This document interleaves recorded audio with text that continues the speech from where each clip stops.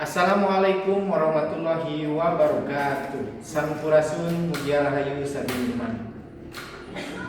Yang terhormat Bapak Ibu penilai uji kinerja, perkenalkan nama saya Egi Girana, mahasiswa PPG Guru Tertentu tahap 2 tahun 2025 Universitas Galuh Ciamis dengan NIM 8690425208.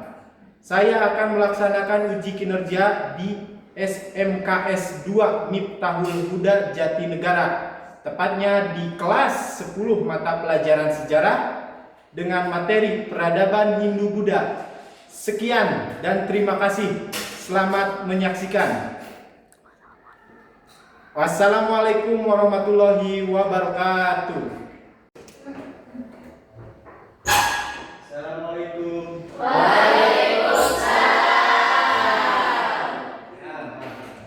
Sampurasun. Ya, ayo sagung dumadin. Gimana kabarnya? Sehat? Alhamdulillah. Luar biasa. Allahu Akbar. Masih pada semangat? Asyik. Makanya ini jam-jam mau ke pulang ya. Kalian belajar sejarah harus masih dalam keadaan yang Semangat. masih semangat, benar? Masih.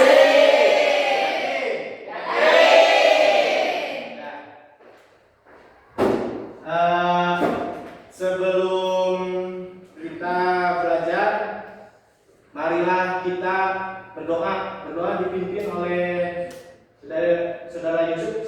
Yusuf, pimpin. Sebelum belajar, sebenarnya kita berdoa supaya mendapatkan ilmu yang manfaat. Amin. Bismillahirrahmanirrahim.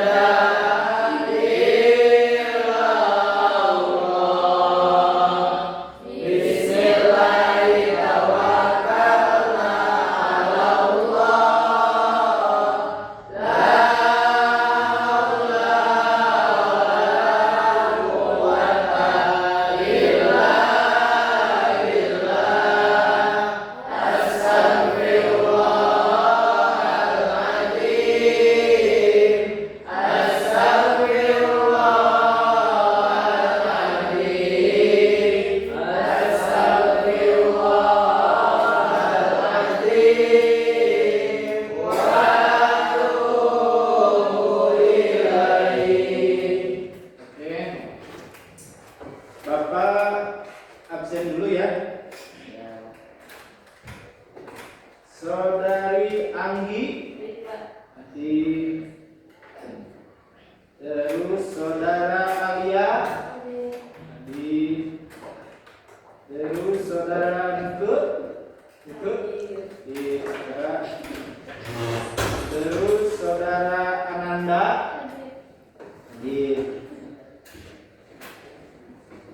saudari Alma ada, terus saudari Anggun,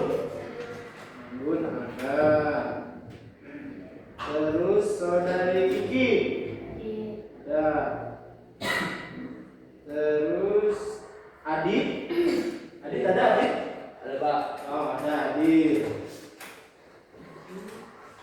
Terus saudari Firda. Firda? Gimana? Oh, sakit. Sakit apa Firda? Sakit perut. Sakit perut. Iya kok. Terus saudari Adi. Adi mana Adi? Adi. Saudari Putri. Adi. Terus saudari Dika. Saudara Pak. Saudara, oh iya, maaf. Saudara Dika. Ada ya? Ada. Terus saudara Cina. Di. Terus saudara Yusuf. Yusuf ada. Wah, mantap Yusuf. Terus saudara Agim. Dit. Bapak cek kerapihannya. Kerapihan baju. Aman, aman. Aman, masukin ya ke dalam ya. Jangan sampai di luar. Kalau di luar mah kayak mau main gitu mah. Terus untuk menumbuhkan jiwa nasionalisme, kita menyanyikan lagu wajib Indonesia, ya, dipimpin oleh siapa? Kamu, Putri, sok pimpin. Semuanya berdiri.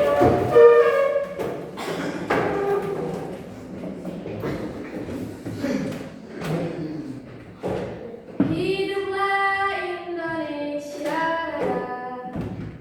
Indonesia tanah airku, tanah tumpah darahku. Di sanalah aku berdiri, jadi pandu ibuku. Indonesia kebangsaanku, bangsa dan tanah airku. Marilah kita berseru, Indonesia bersatu. Hiduplah tanahku, hiduplah negeriku, bangsaku, rakyatku semuanya. Bangunlah jiwanya, bangunlah badannya untuk Indonesia Raya. Indonesia Raya, merdeka, merdeka, tanahku, negeriku yang ku cinta. Indonesia Raya, merdeka, merdeka, hiduplah Indonesia Raya. Selesai.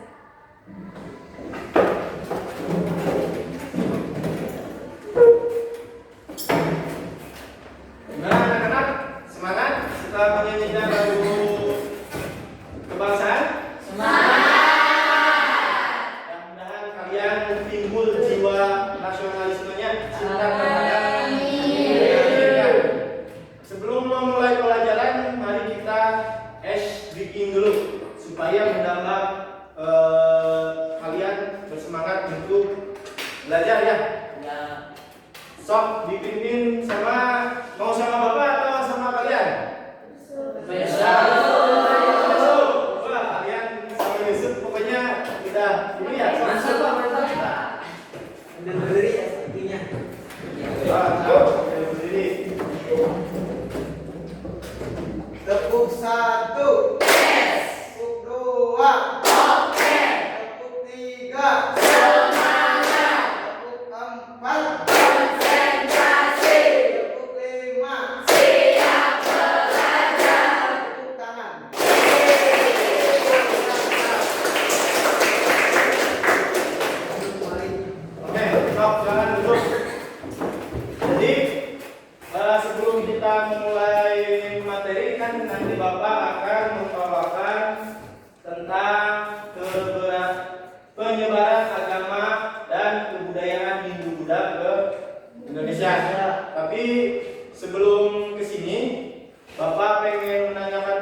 materi yang sebelumnya.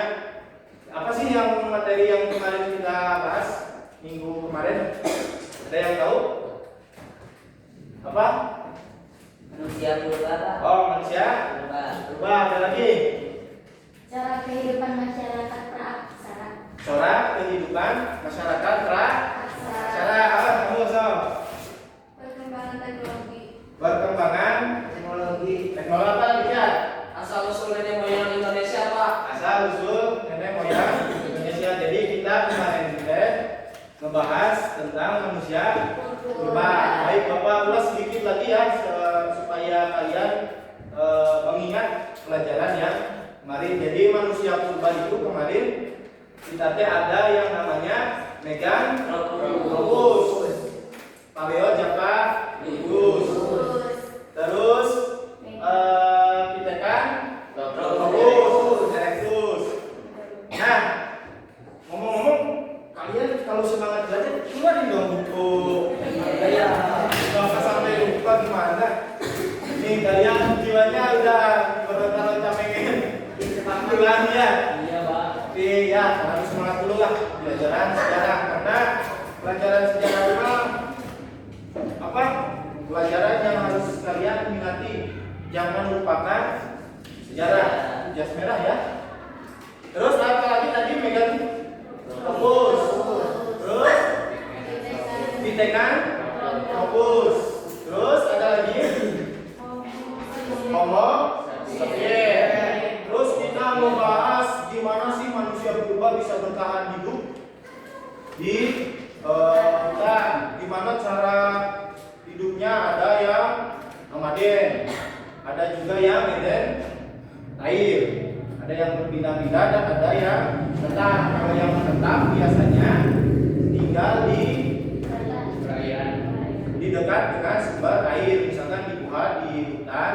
Nah biasanya untuk mencari makannya biasanya mencari letak yang dekat dengan sumber air, misalkan sungai, terus apa lagi? Laut dan lain-lainnya, danau. Karena sumber air mah adalah sumber kehidupan. Biasanya Sob ada apa di dekat sumber air? Ikan. Terus tanaman. Nah, pokoknya para hewan-hewan bisa ke sumber air untuk mencari makan, dan manusia purba bisa gampang untuk makan. Nah, hari kita mana Bapak tadi bawa ini? Ini Bapak punya alat bisa di laser, ya, di laser. Nah,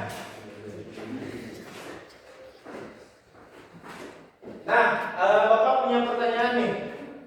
Apa yang kamu ketahui tentang pengaruh Hindu-Buddha dalam kehidupan masyarakat Indonesia saat ini? Apa sih pengaruhnya buat masyarakat Indonesia tentang Hindu-Buddha? Jadi, Pak, Apa?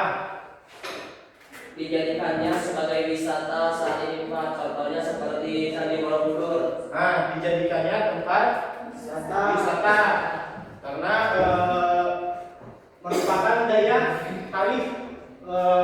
Jadi orang-orang tertarik untuk mengetahui apa sih itu Hindu, apa sih itu Buddha, bagaimana sih tempat ibadah, apa sih peninggalannya ada di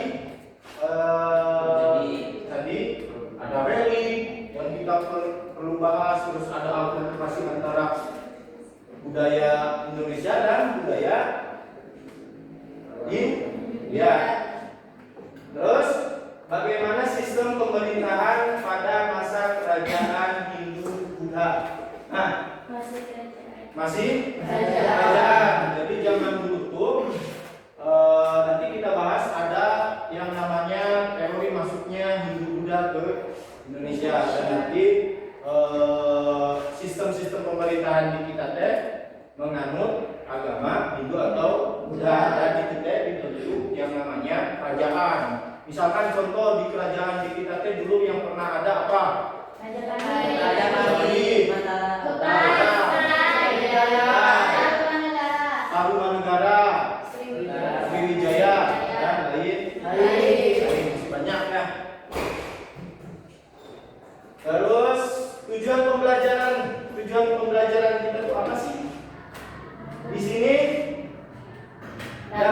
menjelaskan struktur sosial masyarakat pada masa Hindu-Buddha. Nah, terus dapat menguraikan sistem pemerintahan dan hukum pada masa Hindu-Buddha.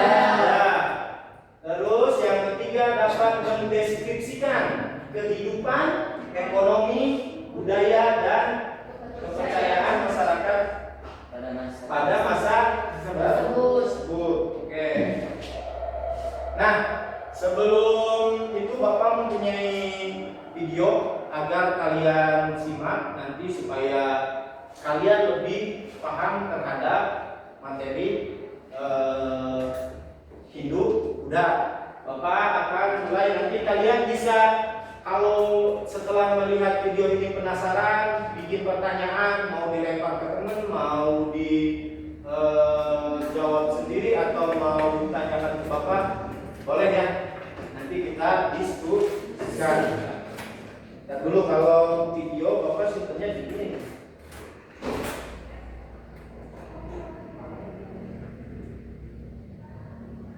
Terus Bapak lupa lagi di file.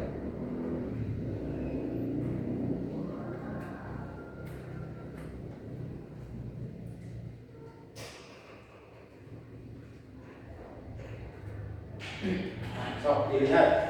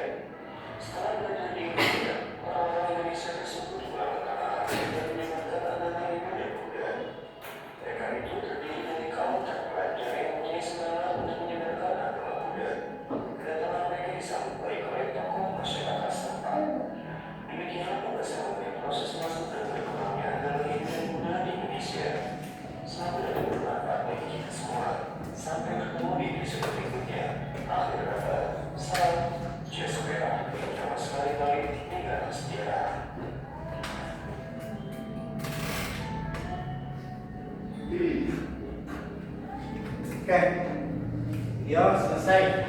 Kira-kira menurut kalian ada kembali lagi ya. Oke, kita kembalikan ke PowerPoint. Nah, mana tanggapan kalian setelah melihat video tadi? Dapatkan ilmu apa yang Yusuf tadi tentang tadi video? Oh, ada yang tahu tadi video tadi ngebahas apa?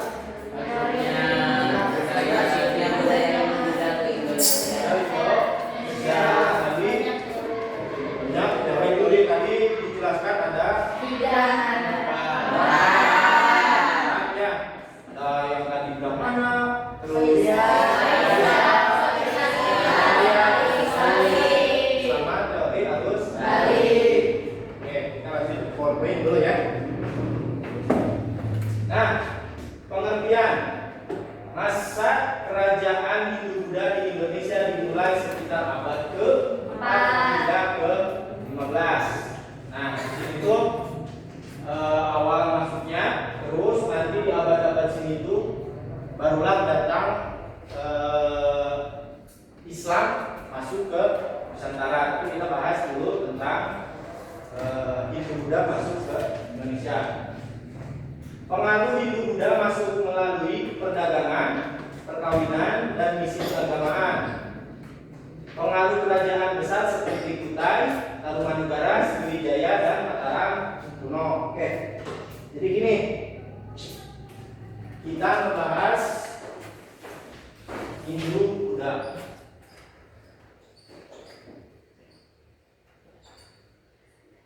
Nah, ngebahas Hindu-Buddha ini akan ini agama, ya. Jadi pengertian agama deh, menurut kalian apa? Ada yang tahu arti kata agama? Jika apa? Kepercayaan, Pak. Percayaan, keyakinan. Oke, fondasi. Hah? Apa? Fondasi, boleh. Kepercayaan yang dianut seseorang. Tuntunan hidup apa? Agar kita bisa mengetahui apa hakikatnya untuk hidup, Pak. Tuntunan hidup. Jadi kalian, kamu punya, kita punya tuntunan arahan dari kita. Nah, agama sendiri kalau dari bahasa Sunda ada yang namanya agama ageman atau pegangan.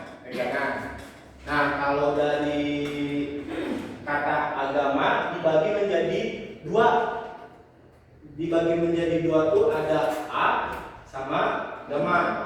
A itu diartikan sebagai masih semangat? Agama itu tadi dibagi dua. Kalau A artinya tidak, gama kacau. Nah, agar agama itu tidak menjadi kacau, ya. Terus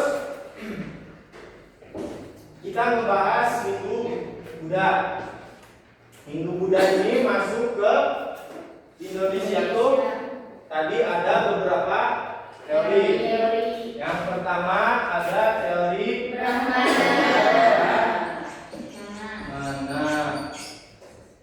Yang kedua Kesatria.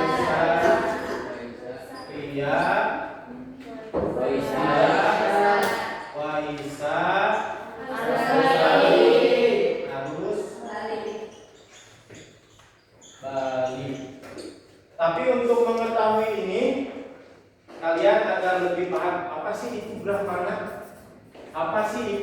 ksatria?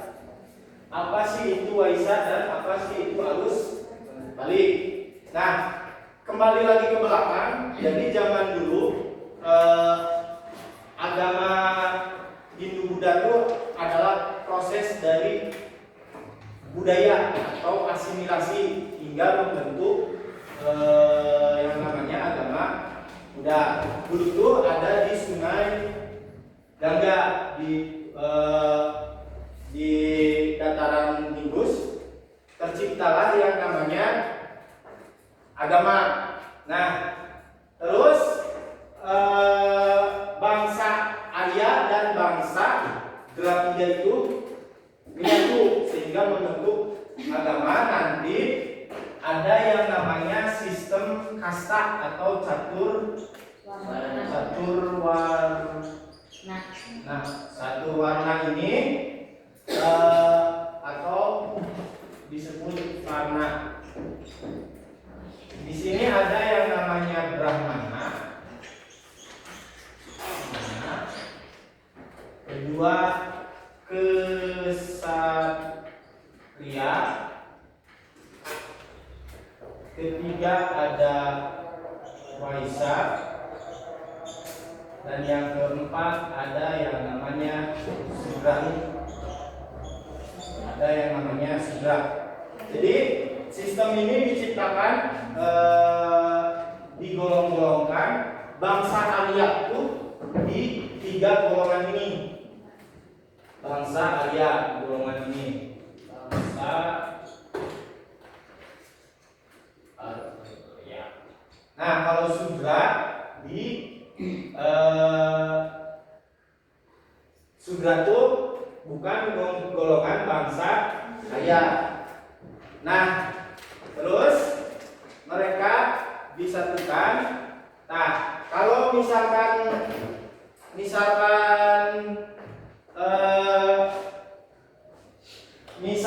contoh antara bangsa Brahmana nikah dengan bangsa Sudra itu tidak diperbolehkan.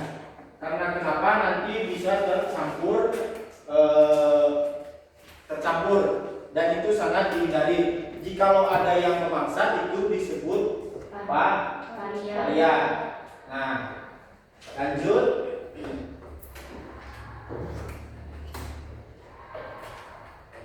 Di sini letak yang strategis jalur perdagangan internasional India-Cina. Hubungan dagangnya intensif, melahirkan interaksi budaya. Peran perdagangan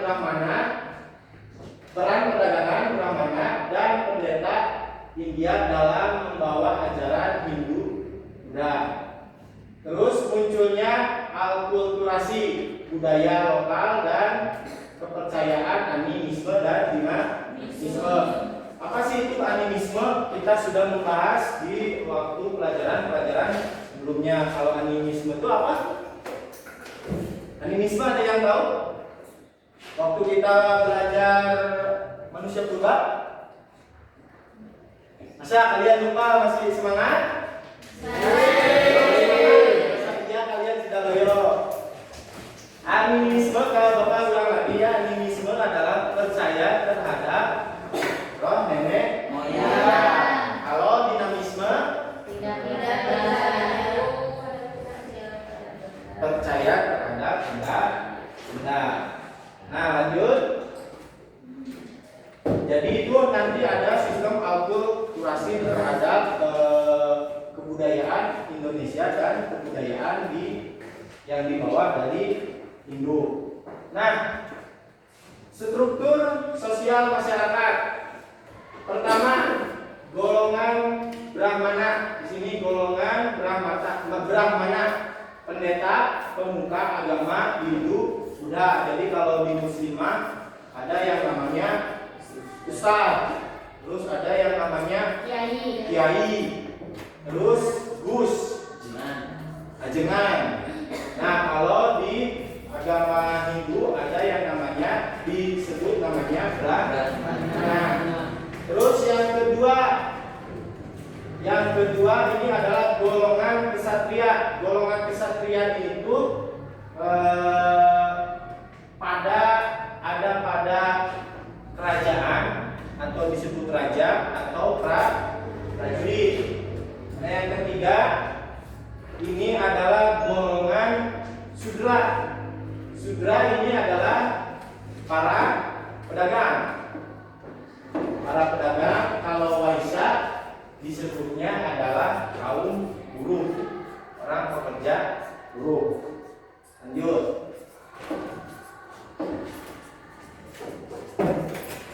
Teori masuknya Hindu-Buddha. Jadi teori masuknya Hindu-Buddha tadi sudah dijelaskan di dalam video.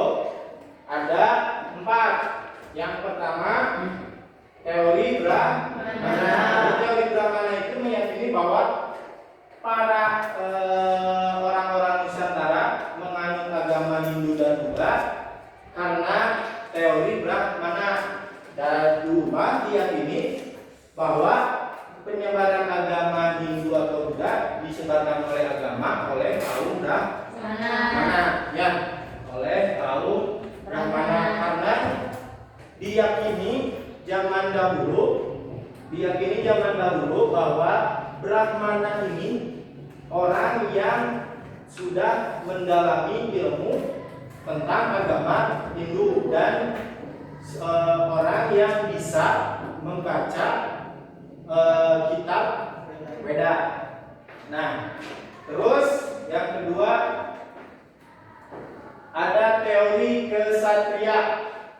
Jadi teori kesatria ini diyakini bahwa zaman dulu para kesatria yang melarikan diri waktu peperangan datang ke Nusantara. Nah, sambil menetap di sini lalu melakukan perkawinan dengan orang-orang di bumi. Terus yang ketiga teori Waisya. Apa sih tadi Waisya? Bapak sudah jelaskan? Para pedagang. Jadi teori ini dibawa oleh para pedagang ke Nusantara.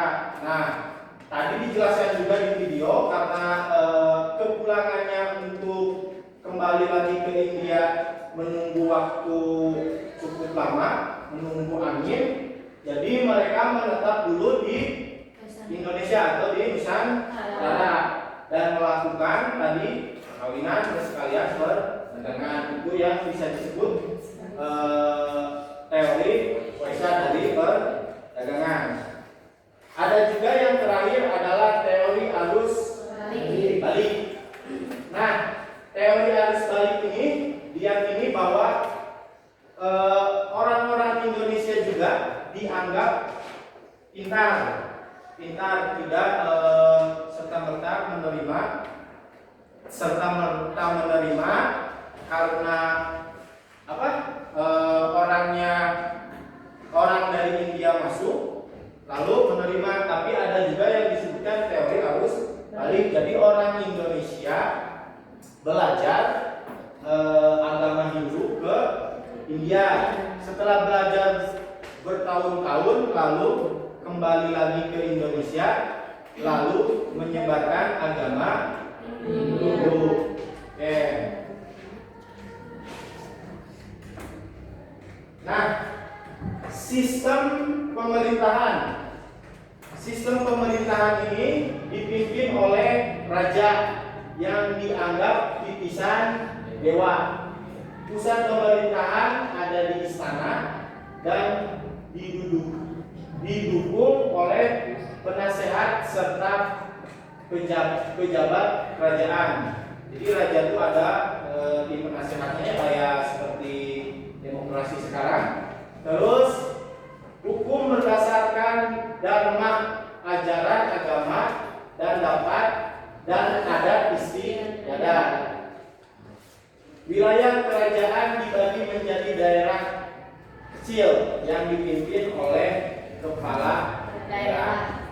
Nah, yang menarik sistem hukum nih. Sistem hukum ini didasarkan pada Dharma Sastra, kitab hukum Hindu. Raja bertindak sebagai hakim tertinggi. Jadi raja bisa menghukum karena mempunyai kewenangan yang sangat tinggi, terutama dalam pencurian dan pengkhianatan. Jadi zaman dulu ketika ada yang dicerita kerabat kerajaan yang menyolong, di situ Ratu Sima, padahal kerabatnya sendiri masih sesaudara mencuri. Nah, Ratu Sima ini berlaku adil, tegas meskipun terhadap saudaranya sendiri. Jadi zaman dulu ada yang mencuri terhadap barang-barang kerajaan, nah hukumannya tegas, dipotong tangan atau dipotong mati, dihukum mati. Terus, nah di sini maaf ya Bapak kurang jelas. Kehidupan ekonomi. Jadi kehidupan ekonomi zaman dulu yang pertama perak, kain sutra, perdagangan rempah-rempah dan emas. Jadi zaman dulu ada yang namanya di kita Jalur Sutra menjadi tempat pertemuan para pedagang dari luar. Misalkan kalau dari Indonesia mah terkenal oleh rempah-rempah. Nah, oleh rempah-rempah. Kalau dari Cina mah yaitu yang terkenal adalah kain sutra. Kain sutra. Nah, kain sutra itu masih sekarang juga masih dipakai oleh kita. Ketika Jumatan kita suka beli untuk Jumatan yaitu baju koko. Baju koko itu dari kain sutra yang terkenalnya dari Cina. Nah, yang kedua sistem irigasi maju. Nah, biasanya sistem pertanian ini dahulu sangat diutamakan karena menjadi bahan yang pokok. Nah, zaman dulu ketika sistem pertanian irigasi ini maju, ada cerita dari Pulau Warman yang membuat sistem irigasi untuk pertanian. Dan Pulau Warman ini memberikan 1.000 ekor lembu kepada kaum Brahmana. Kalau di kita mas seperti memotong hewan sapi atau kurban. Ya. Terus 2, 3 pelayaran dan maritim Sriwijaya sebagai pusat perdagangan maritim. Nah, jadi zaman dulu selain daratan, maritim juga sangat menjadi daya pikat karena perdagangan ini melintasi antar pulau, dan yang terkenal adalah Sriwijaya. Dan yang keempat adalah golongan sudra. Sok yang mau dicatat. Golongan sudra, rakyat biasa dan para pekerja kasar. Jadi sistem ekonomi juga untuk pembangunan menggunakan orang-orang yang dipekerjakan, yaitu golongan sudra. Nah, kehidupan budaya. Jadi zaman dulu kehidupan budayanya yang pertama seni bangunan, Candi Borobudur, Muara, Takus, dan Prambanan. Jadi zaman dulu adalah peninggalan-peninggalan yang masih ada sampai sekarang yang menjadi daya pikat. Nah, itu seni bangunannya sangat megah. Contohnya dari Candi Borobudur.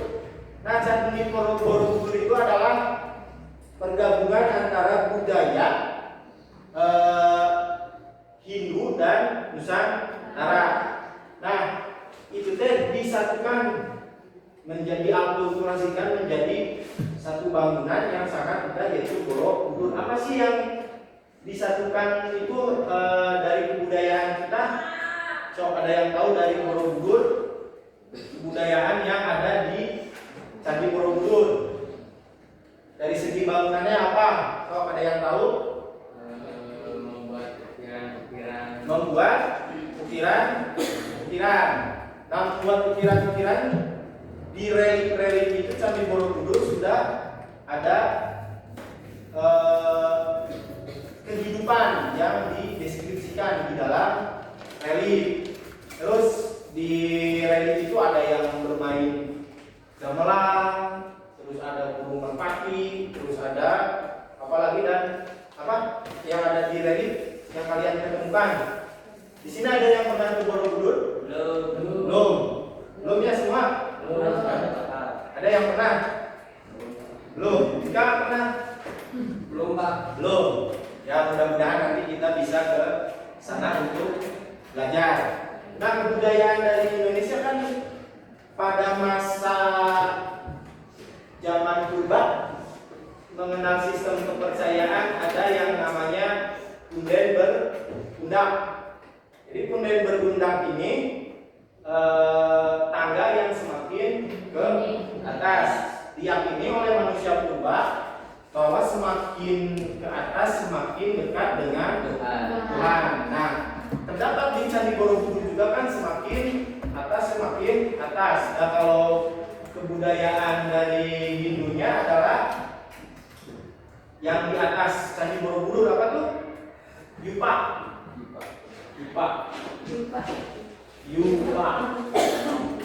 Terus yang kedua seni pertunjukan wayang kulit dengan cerita Mahabharata dan Ramayana. Jadi di kita juga kan ada yang namanya wayang kulit, ada juga yang namanya wayang golek. Nah, cerita itu diambil dari kisah-kisah Ramayana atau Mahabharata. Ada yang tahu kisah Mahabharata? India apa? Ada ya filmnya ada Krishna, Ada Siwa Pak. ada Siwa, terus Dewa Wisnu Pak. ada dewa. Oke. Nah, di Hindu juga ada yang namanya Trimurti.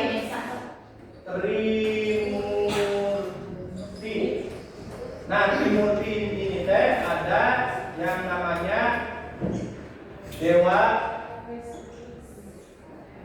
Wisnu, terus ada Dewa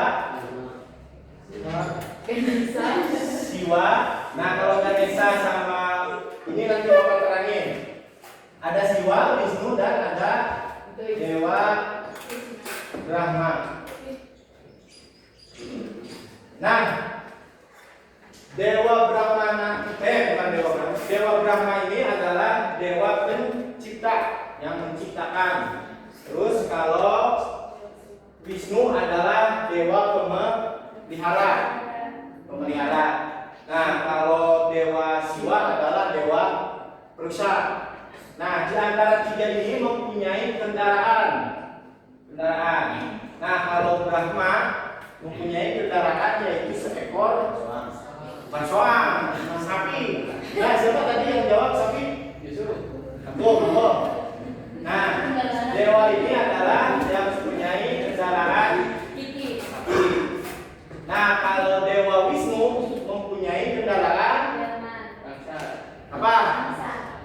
Bukan angsa, Gajah.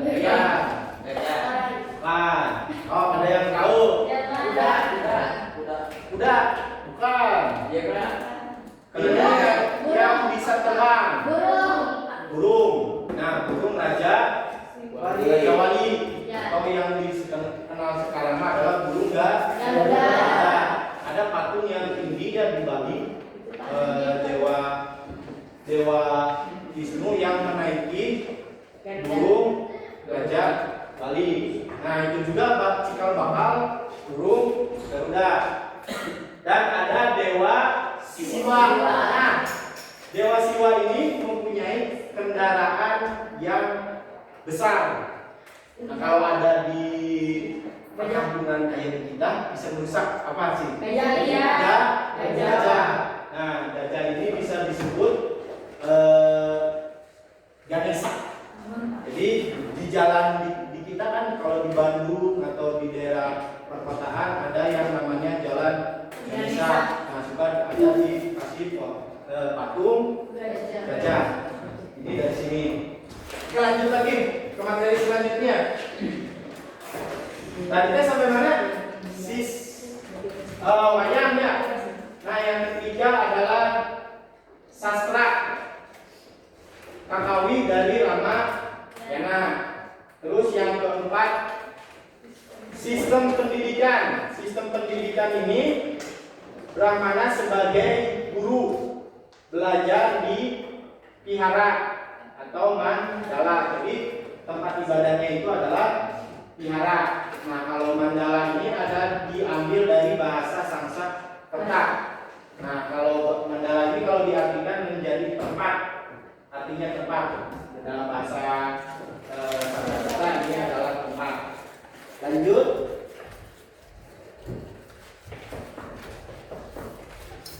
Kepercayaan dan agama. Agama Hindu satu Trimurti, Brahma, Wisnu, dan Siwa. Kitabnya beda. Tadi ada di sini kan Bapak sudah nerangin. Nah, kitabnya adalah tadi mana? Weda. Weda juga dibagi menjadi beberapa bagian. Ada 4. Pertama Weda. Weda ada 4. Weda sama kamu pintar sama Weda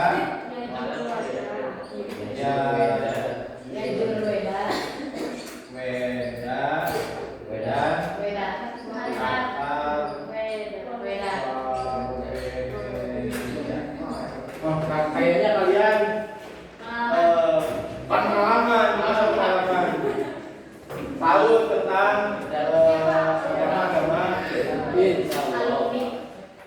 Nah, Rigveda ini, kitab Rigveda ini berisi apa sih kira-kira?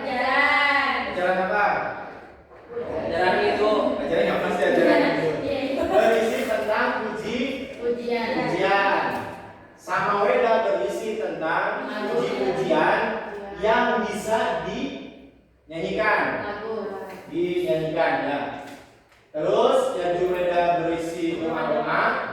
Atharvaveda berisi tentang mantra-mantra untuk mengusir roh jahat.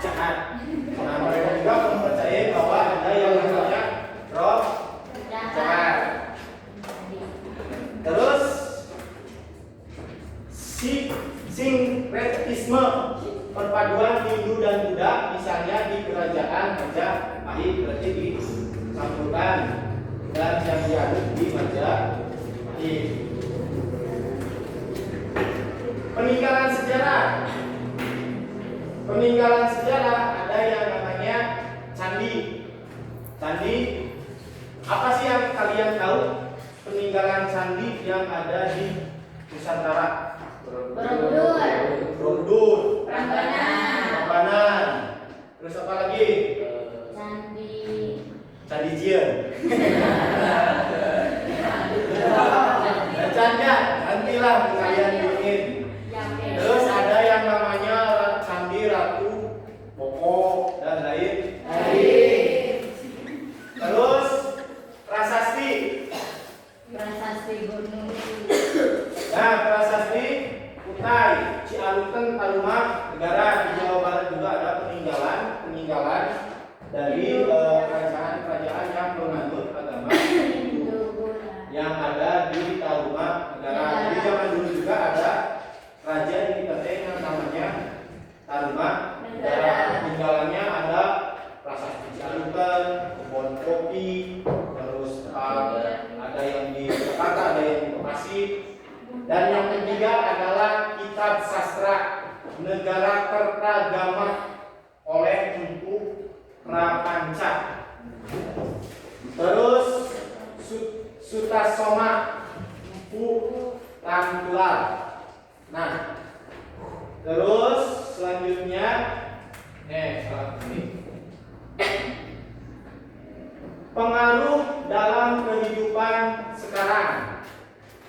Sistem kasta berpengaruh dalam tradisi sosial di Bali. Upacara keagamaan Hindu, Buddha masih dilestarikan. Terutama ya kalau di Bali mah masih terawat karena orang-orangnya masih menganut agama Hindu. Bangunan candi ini apa? Menjadi objek wisata dan penelitian sejarah. Jadi banyak orang-orang yang dari luar atau dalam negeri seperti kita para pelajar yang belajar untuk mengetahui, mengunjungi peninggalan Hindu. Misalkan contoh tadi disebutkan Borobudur, kita masih bisa belajar apa sih dari Borobudur yang kita dapat, bahwa kebudayaan dari Nusantara menjadi berundak ada di sini, terus yupa, terus ada yang namanya relief, bisa membaca relief. Pasti zaman dulu kehidupan ada orang yang bermain gamelan, ada orang yang berperang dan lain-lain. Nah, terus runtuhnya kerajaan Hindu Buddha. Jadi ada dua faktor. Yang pertama faktor internal dan yang kedua adalah faktor eksternal. Faktor internal perpecahannya dalam kerajaan akibat perebutan kekuasaan, melemahnya ekonomi kerajaan akibat perang dan bencana alam. Penyebaran agama Islam mulai masuk kepercayaan Hindu, menggeser kepercayaan agama Hindu atau Buddha. Jadi zaman dulu teh kan yang namanya juga berniaga pasti ingin saling menguasai. Misalkan contoh ada sumpah palapa ingin menyatukan Nusantara, terus ada terjadi peperangan antara wilayah Sunda dan wilayah Mataram, terus ada yang perang yang terkenal dan pasti menjadi misteri perang Bar. Nah, faktor eksternal. Terus tadi Islam mulai masuk menggeser kepercayaan Hindu Buddha. Jadi abad-abad ke-14 atau 15 ini Islam mulai masuk. Nah, ada juga teori-teorinya dari Gujarat, teori Mekah, nah menggeser kepercayaan Hindu Buddha. Dan kalau faktor eksternal, serangan kerajaan Chola dari India ke Sriwijaya. Terus masuknya Islam melalui perdagangan kolonialisme oleh bangsa asing, Portugis dan Belanda. Jadi zaman dulu juga ada yang bangsa-bangsa asing mulai masuk yang menggugurkan faktor eksternal ini. Nah, jadi sok ada yang mau masih semangat ini? Masih. Jadi masih semangat, bukan? Nah, Bapak mempunyai ini, kalian harus isi. Jadi Bapak mempunyai ini. Ini kan udah dibagi kelompok ya.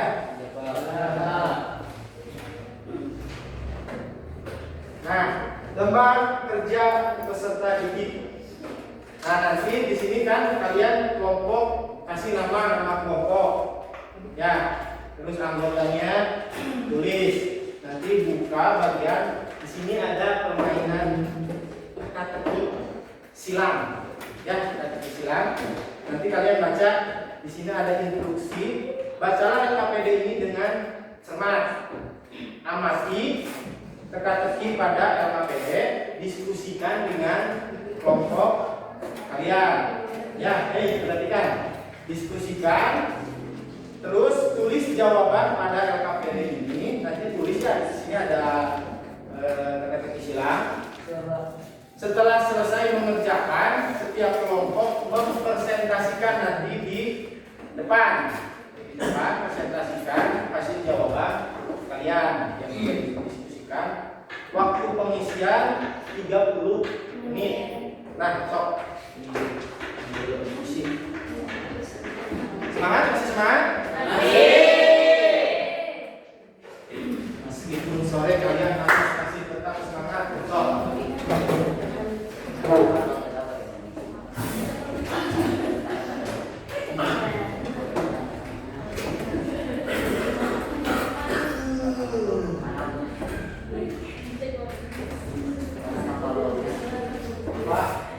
Nama kelompoknya dari apa Pak? Nah, terserah. Yang pokoknya kalau bisa yang lucu atau apa kalian bebas lah.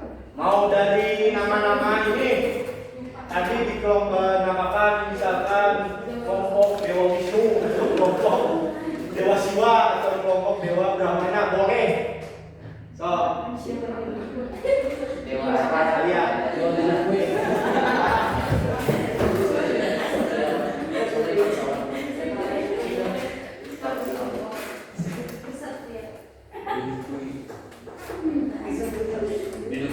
Duduk gue Pak.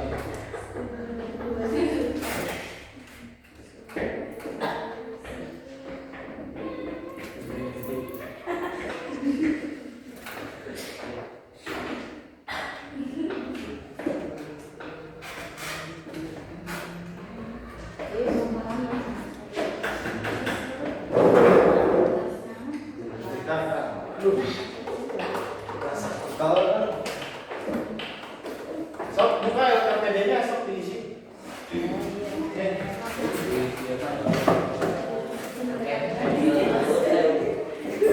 Nah, nanti kalian ya LKPD ini ada sistem penilaian, nanti Bapak nilai untuk jawaban-jawaban dari kalian.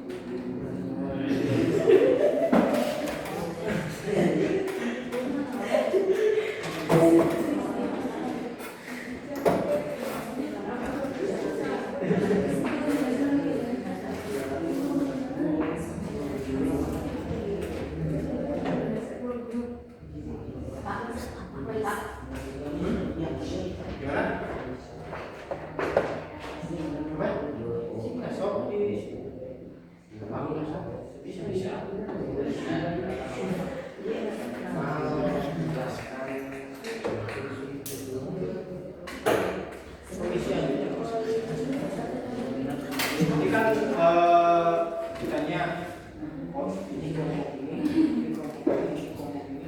Di takutnya kalian nanti kehabisan nggak kehabisan kok. Jadi harus semua diisi.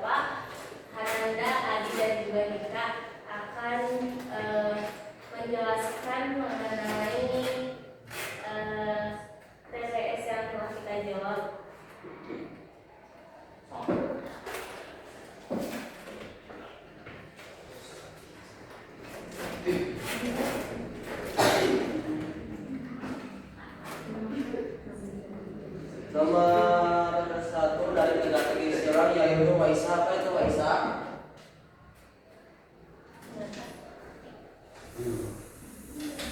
Waisa apa tadi? Waisa apa itu?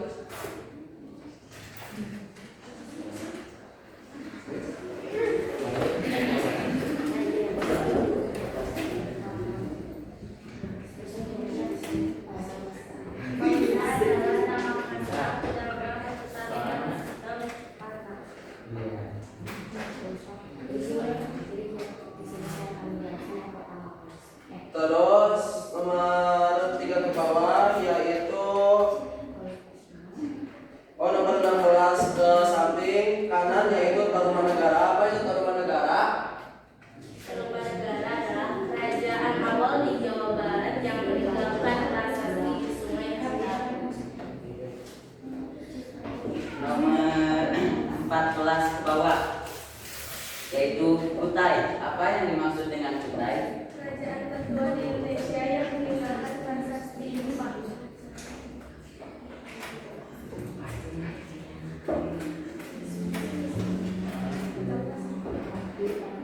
Nomor 8 ke bawah ada Dwipanta. Apa yang dinamakan Dwipanta? Dewi Pantara adalah sebutan wilayah kepulauan Indo pada masa lampau dalam naskah kuno. Jadi untuk mengungkapkan pertanyaan terlalu lama, jadi langsung kepada jawaban supaya lebih cepat dan bisa mempresentasikan kelompok selanjutnya, yaitu Palwa. Apa itu Palwa? Palwa adalah aksara India Selatan yang digunakan pada prasasti awal Nusantara. Ada Kutai. Kutai adalah kerajaan tertua di Indo yang meninggalkan prasasti Yupa. Ada Selendra. Apa itu Selendra? Selendra adalah wangsa atau keluarga raja penganut Buddha Mahayana di Jawa Tengah.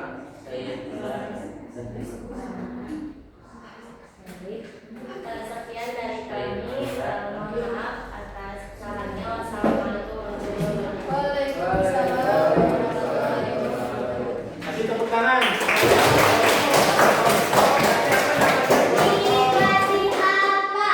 Dikasih W, kasih O, kasih W. Wow, keren. Wow, wow, keren. Terima kasih untuk kelompok tadi kesatria. Oke, untuk kelompok kedua dilanjut oleh kelompok, bentar Bapak pilih dulu, ini kelompok apa namanya? Aduh, duduk weh. Ini kelompok apa? Ya, mana? Oke, Bapak pilih kelompok duduk weh dulu. Duduk weh dulu. Cepat. Beri semangat. Semangat kawan. Ayo.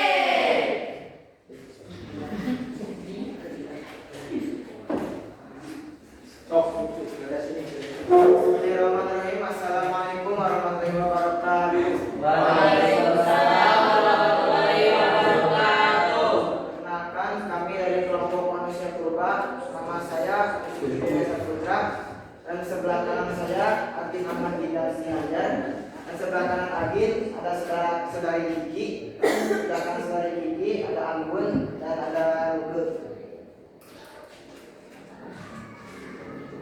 Lanjut ke pertanyaan nomor 20 mendatar. Tokoh atau pendeta penyebaran ajaran sering memimpin upacara peda. Jawabannya Brahmana. Penjelasannya. Tokoh atau pendeta penyebar ajaran yang sering memimpin upacara peda adalah Brahmana.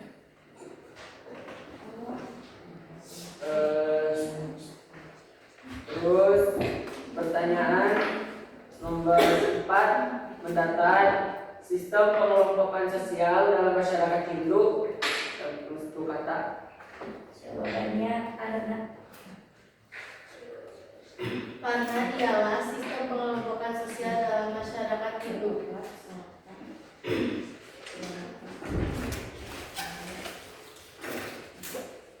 Tiga, menurut candi Buddha terbesar di Indonesia.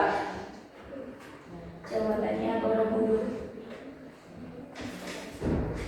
Candi Buddha terbesar di Indonesia yaitu Borobudur.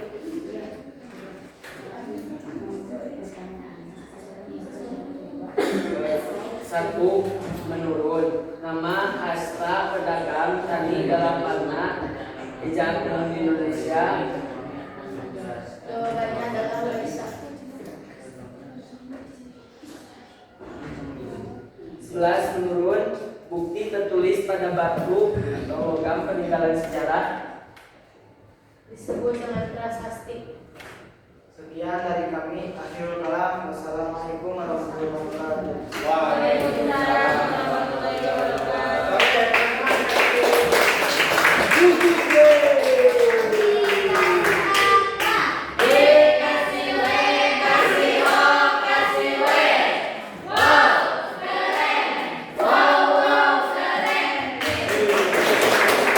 Kelompok yang terakhir kita beri kesempatan untuk apa tadi nama kelompoknya? Brahmana. Lanjut. Beri semangat. Semangat kawan, Sekali lagi. spirit, hamasa, semangat, koyus, spirit, hamasa, semangat, koyus. Assalamualaikum warahmatullahi wabarakatuh. Waalaikumsalam warahmatullahi wabarakatuh. Saya Muhammad Dinani Al-Farisi dan di sebelah kanan saya Ritya Pranata dan di sebelah kanannya lagi Luke Sama dan di sebelah kanannya lagi Putri dan di sebelah kanannya lagi Arya. Di sini kami kelompok Brahmana akan menjelaskan jawaban dari teka-teki silang. Yang pertama ada politisme. Ajaran memuliakan banyak dewa yang merupakan ciri Hindu awal. Yang kedua, Dwipantara, sebutan wilayah kepulauan di Indonesia pada masa lampau dalam naskah kuno. Yang ketiga, Sailendra, wangsa atau keluarga raja pemanah Buddha Maharaja di Jawa Tengah. Dan sekian dari jawaban kelompok Brahmana. Akhirul kalam. Wassalamualaikum warahmatullahi wabarakatuh. Waalaikumsalam warahmatullahi Dikasih apa? Dikasih W, kasih O, kasih W. Wow, keren. Wow, wow, keren. Alhamdulillah. Ya. Alhamdulillah. Udah sore ini masih semangat? Kesemangatan kita lakukan kembali yang namanya ice breathing. Sok. Sikat. Sambil berdiri. Sambil berdiri. Mulai 1, 2, 3. Ikan buntal, ikan buntal. Gempiting, gempiting. Tarik ubur-ubur, tarik ubur-ubur. Di laut, di laut. Umur-umur ikan lele semangat le. Ya Allah. Terus apa lagi? Terus yang selanjutnya Bapak mempunyai lembar tes formatif. Oh, yang tadi LKPD dikumpulkan. Nanti Bapak kasih nilai. Waduh, manusia Purba, Kusatria, Brahmana, Pak.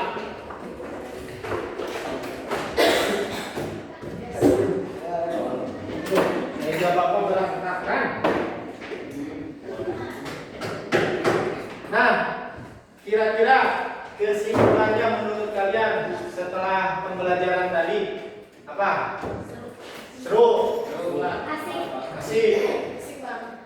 Terus, nah dari Bapak nih kesimpulannya. Kehidupan masyarakat pada masa Hindu-Buddha sangat terstruktur dengan sistem kasta. Terus sistem pemerintahan terbentuk kerajaan dengan raja sebagai pemimpin yang tertinggi. Tadi sudah dijelaskan ya bahwa raja mempunyai kewenangan yang sangat tinggi. Pengaruh Hindu-Buddha masih terasa dalam budaya dan kehidupan modern di Indonesia. Contohnya di tempat-tempat yang Bali seperti Borobudur dan lain. Nah, aduh, apa ini? Pen. Ini ada yang jatuh. Ada nggak? Nah, Bapak juga mempunyai satu lembar untuk kalian isi. Ada tes formatif. Nah, jelaskan contoh akulturasi budaya Hindu-Buddha dengan budaya lokal di Indonesia dalam bidang berikut. Nih. Ish.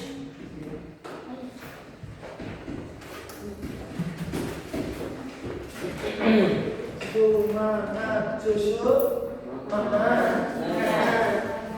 Ya. Nih.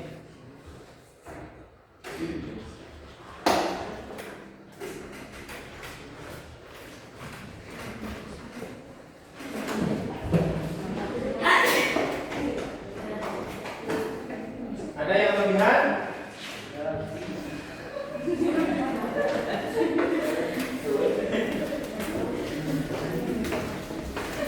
Ini tadi yang kamu pakai. Nah ya, kau isi.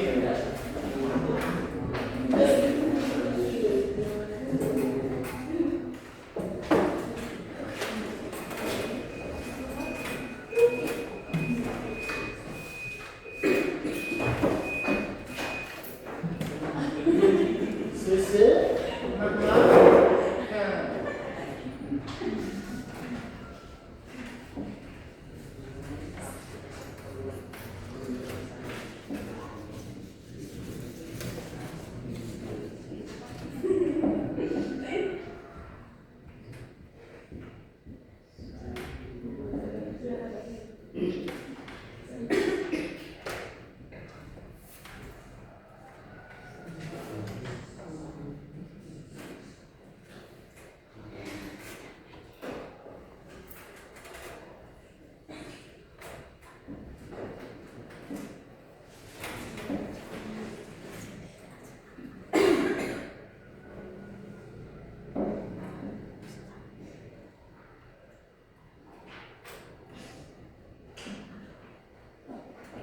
Oh, udah. Dah, tar dulu.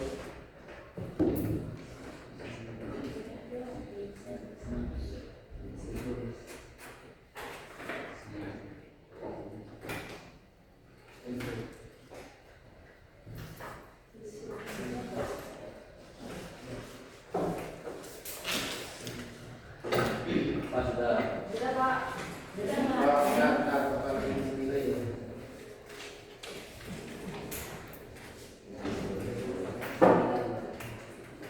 Belum semuanya kan?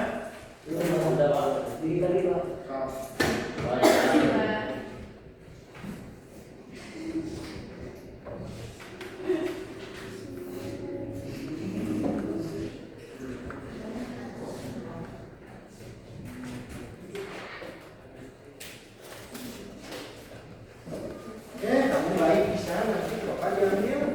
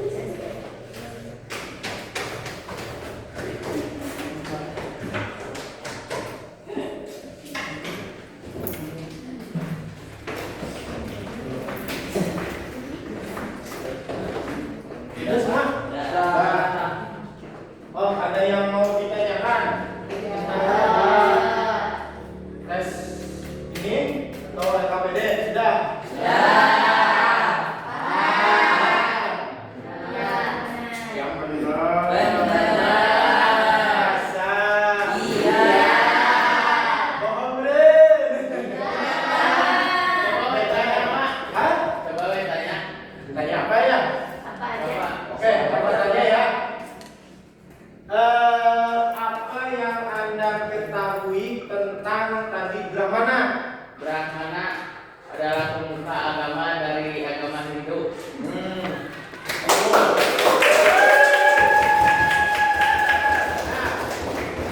Berhubung tadi Bapak juga sudah menilai ya, jadi yang kelompok yang paling bagus adalah kelompok yang dipegang oleh kesatria. Semuanya kasih tepuk tangan.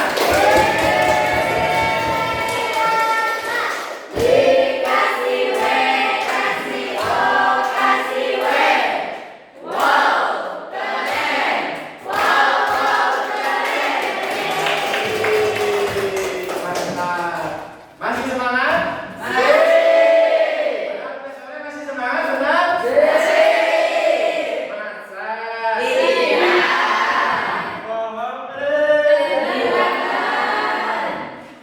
Nah, tadi kan Bapak sudah mengasih nilai dan yang kalian juga sangat pada bagus.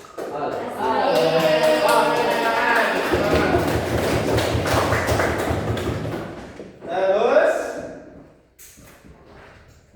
poin Bapak masih ada nggak sih? Nah, untuk sebelum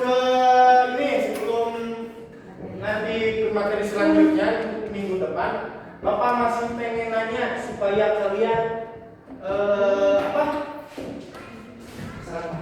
sangat paham, betul-betul memahami materi-materi yang tadi Bapak sampaikan.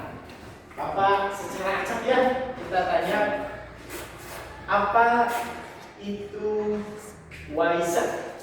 Waisak Tahu kamu? kata atau tingkatan catur warna pedagang. Oh, Bang, jadi benar. Terus, Bapak punya pertanyaan lagi dulu. Sampai berciprat deh. Bapak perlu punya lagi pertanyaan, jangan ketawa kamu. Bapak punya lagi pertanyaan, apa sih kitab agama Hindu? Udah dijawab. Weda itu dibagi menjadi beberapa. Nah, satu-satu, tenang. So, nama Rigveda. Rigveda. Terus Yajur Weda. Yajur Weda. Sama Weda. Terus oh ini mah lihat di sini. Nanti kita hapus dulu. Dihapus dulu ya.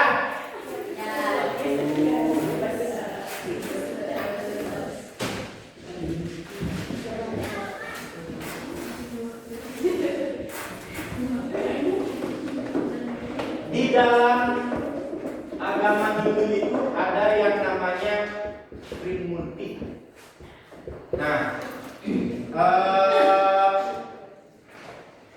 itu teh ada dewa-dewa tiga, ada dewa Brahma, Wisnu, Siwa.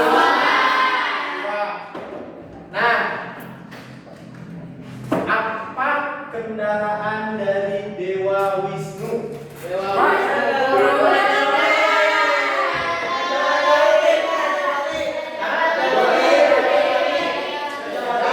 Wali atau disebut Garuda. Nah, materi selanjutnya adalah yang nanti akan kita bahas, materi tentang Islamisasi dan silang budaya di Nusantara. Nah, ini Pak kebetulan agama Islam yang kita anut. Terus, oh iya. Nah, sebelum kita mengakhiri, Bapak mempunyai refleksi. Nih, pertanyaannya kayak gini. Bagaimana perasaan kalian sekarang? Yang benar. Ini mas nanti kayaknya mau pulang ini mas. Tapi benar senang.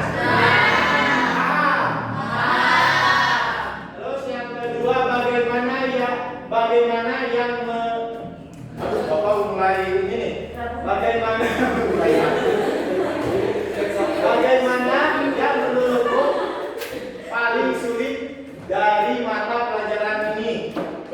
materi yang tadi sudah disampaikan? Oh, nggak ada Pak. Nggak ada. Semua bisa? Bagus.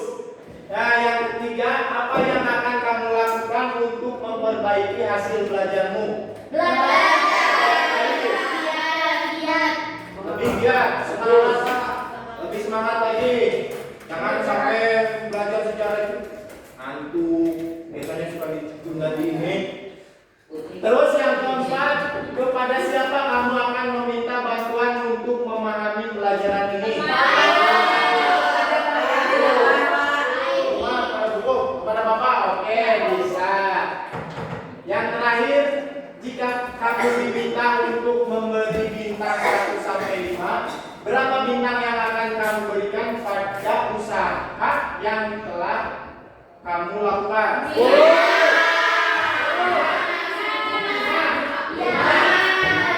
Nah, baguslah. Nah, nanti materi selanjutnya adalah tentang Islamisasi Islam budaya di Nusantara. Nah, semuanya Bapak ucapkan terima kasih semuanya sudah mau belajar. Ini mah kewajiban ya. Terus untuk mengakhiri